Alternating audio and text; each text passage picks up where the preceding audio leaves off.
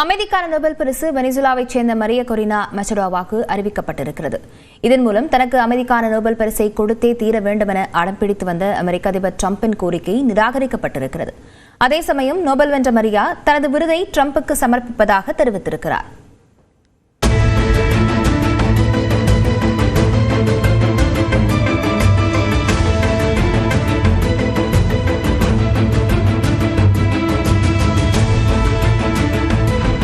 அண்மை காலமாக அமெரிக்க அதிபர் டொனால்ட் ட்ரம்ப் தான் செல்லும் இடங்களில் எல்லாம் உதிர்த்த ஒரே வார்த்தை நோபல் பரிசு, நோபல் பரிசு, அமைதிக்கான நோபல் பரிசு.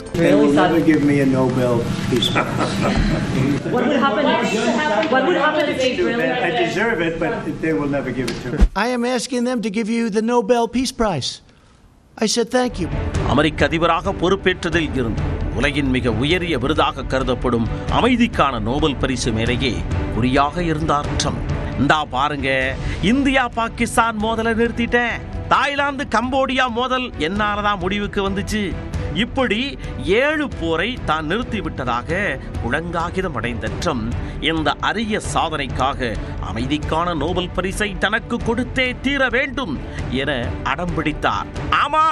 ஆமா, ட்ரம்புக்கு இந்த விருதை கொடுத்தே ஆக வேண்டும் என அவரை கண்மூடித்தனமாக சில நாடுகளும் ஆதரித்தன. இந்த பட்டியலில் Pakistan, Cambodia, Azerbaijan, Israel, Armenia உள்ளிட்ட நாடுகளை கூறலாம். செய்தியாளர்கள் சந்திப்பை கடந்து ஐநா சபையிலும் நோபல் பரிசு குறித்து சூசகமாக பேசியிருந்தார் ட்ரம்ப். பல போர்களை நிறுத்தியுள்ளேன், இதுவரை எந்த அதிபரும் பிரதமரும் நாடும் செய்யாததை வெறும் 7 மாதங்களில் செய்திருக்கிறேன், ஆனால் இதற்கான கிரெடிட் கிடைக்கவில்லை என உச்சக்கொட்டினார்.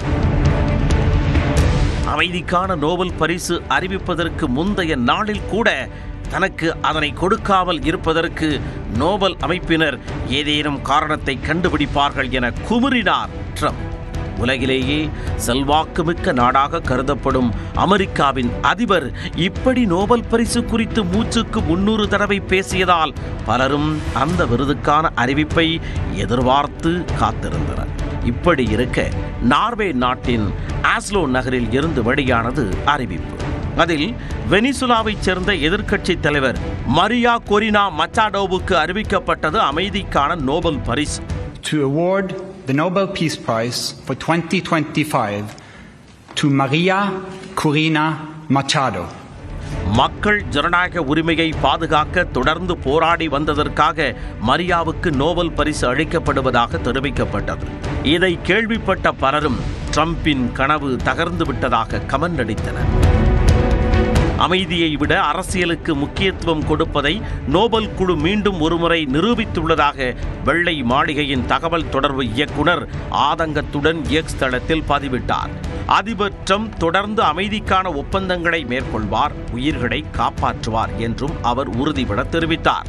அதே சமயம் வெனிசுலாவில் பாதிக்கப்பட்டு வரும் மக்களுக்கும் தங்களது போராட்டத்திற்கு ஆதரவளித்து வந்த அமெரிக்க அதிபர் ட்ரம்புக்கும் நோபல் விருதை சமர்ப்பிப்பதாக பரிசு வென்ற மரியா கொரினா தெரிவித்துள்ளார்.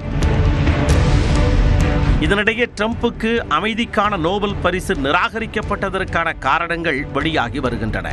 நோபலுக்கு பரிந்துரைக்கப்படும் காலத்திற்கு பின்பே, அதாவது பிப்ரவரி 1ஆம் தேதிக்கு பிறகே ட்ரம்பின் பெயரை சில நாடுகள் பரிந்துரைத்ததாக கூறப்படுகிறது.